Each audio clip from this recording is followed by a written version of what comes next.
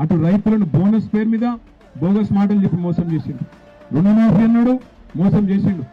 రైతు బంధు పెంచుతా అన్నాడు, ఉన్న రైతు బంధుకే దిక్కు లేదు.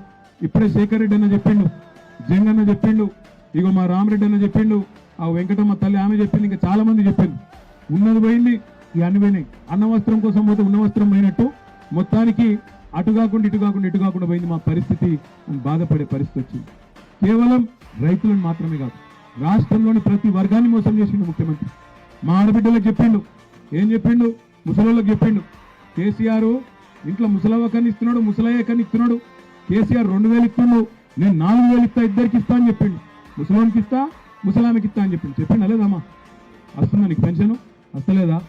పెన్షన్ లేదు, ముసలోనికి లేదు, ముసలవ్వకి లేదు, ఉన్న 2000 దిక్కులేదు, 2 నెలలకు ఎగ్గొట్టిండు. అది కూడా జనవరి నెలకు కొట్టిండు, ఆగస్టు నెలకు కొట్టిండు. కోడళ్ళకి ఇస్తా అన్నాడు, ముసలోనికి ముసలవ్వకే కాదు, కోడళ్ళకి ఇస్తా నెలకు 2500 అన్నాడు. కోడల పిల్లలు అందరికి వచ్చిందా?